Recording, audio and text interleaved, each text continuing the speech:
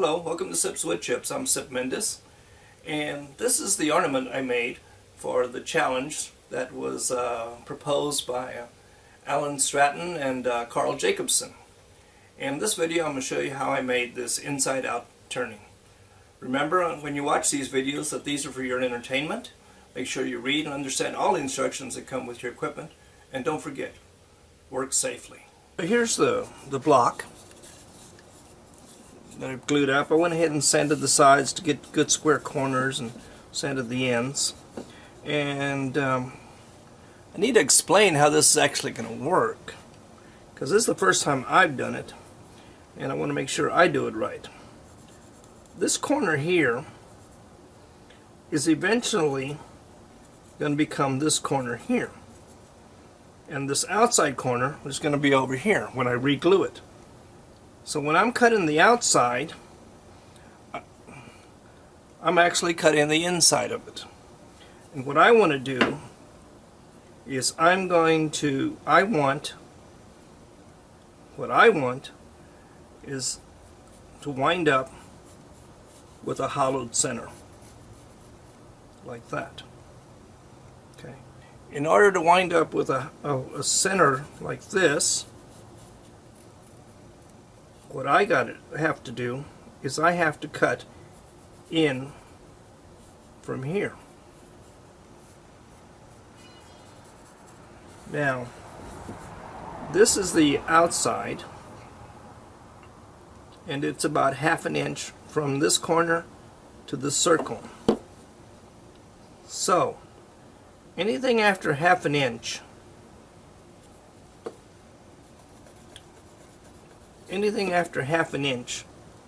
that is where that will be hollow.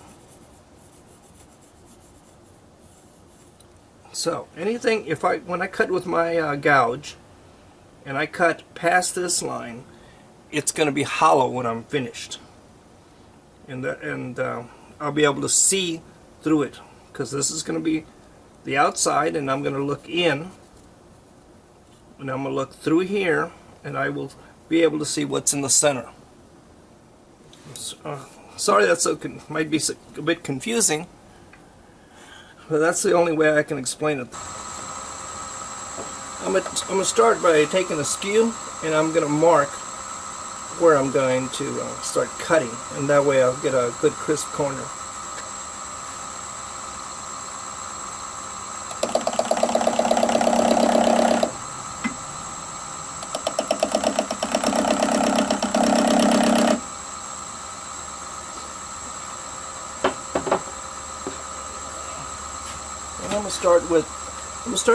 I'm gonna use a detail gouge, a 3/8 detail gouge.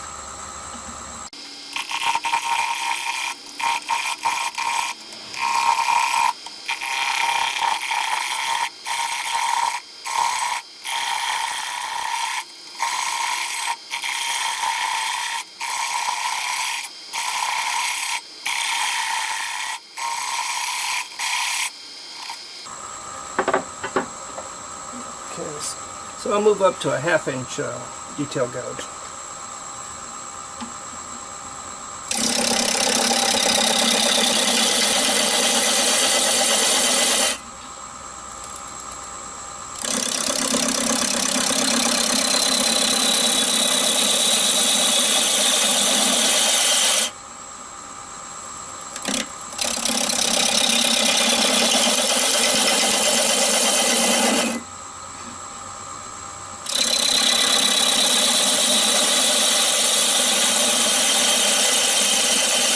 So these will be the corners where I'm going to glue my blank back together. These areas that curve in but are interrupted by flat spots, those will actually be solid wood again. And the areas that are continuous, those will actually be gaps, and they'll be open, and I'll be able to see through them. So I'm trying to figure out how to control this. Now, the other part is I want to make these large enough so that you can clearly see what's inside. And by that, this needs to be widened. and go deeper. So right now I'm not very deep. If you look at the profile here, if you look at this profile, you will see that this is not very deep yet. It's from, you'll probably see it better on this side here because it's dark underneath, that it's only in maybe about a ½ inch. So I'm going to go a little deeper.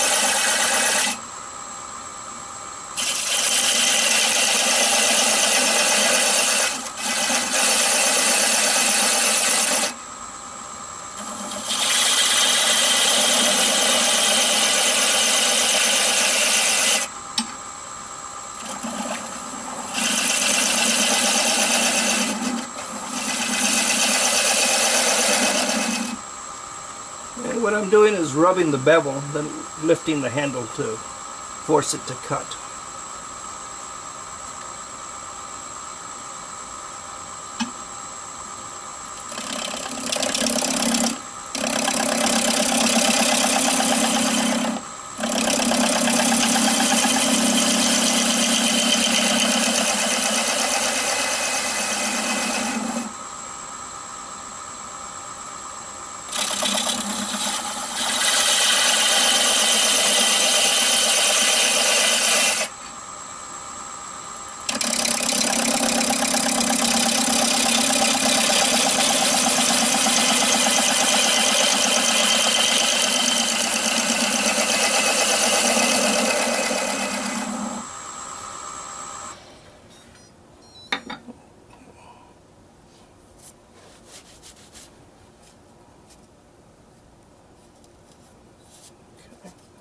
Now I need to sand in here before I take it apart and re-glue it.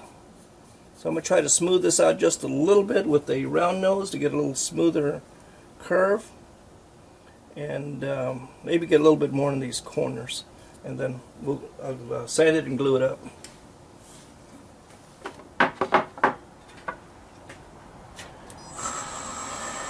And I'm going to move up to 850 RPMs.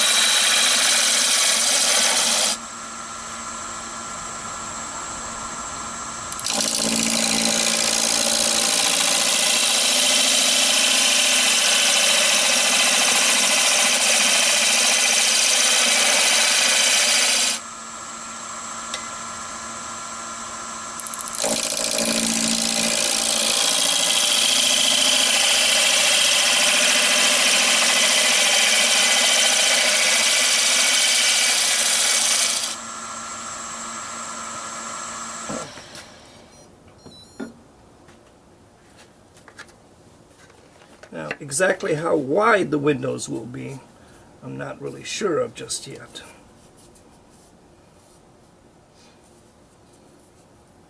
I think the width will be the difference between here and here. So I think the difference in the width will be between here, the highest part on this seam, and the lowest part. And the difference in them should be about only a ¼ inch. Now that's going to widen when I flip it around. So let me go ahead and get some sandpaper, and I'm going to sand that offline.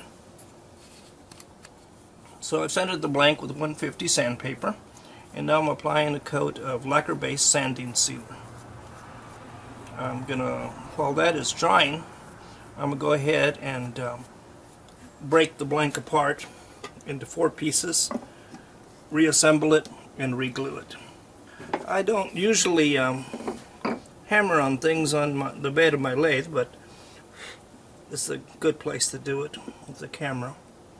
So I'm going to take a 1-inch chisel, and I'm going to line that up with the line where the paper was, and tap it lightly,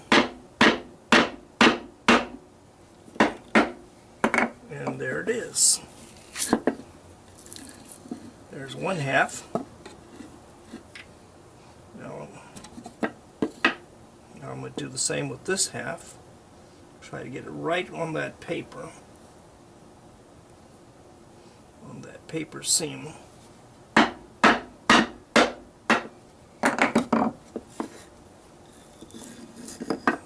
Very good.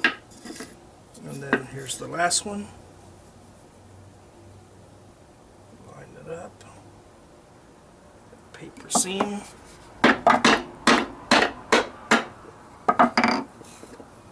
And that didn't take much at all. Okay, now these, I'm going to put them back together. And these are going to go back together like this.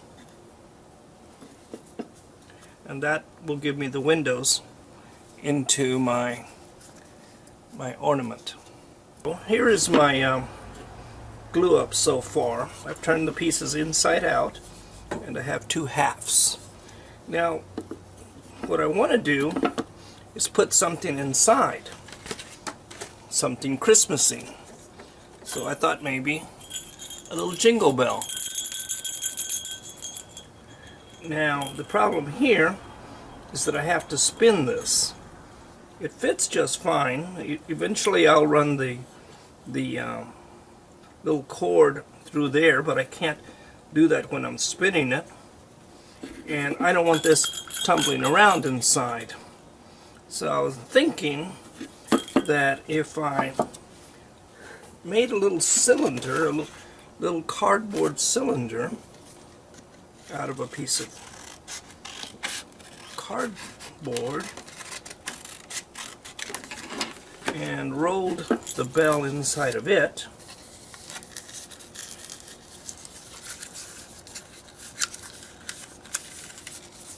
like that,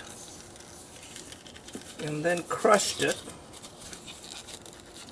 keep everything intact. Later I can pull the cardboard off and tear it out of there. In the meantime, it may make a little bit of noise, and it should stay out of the way. So I took my split my block apart, and I've glued it back together and let it dry overnight.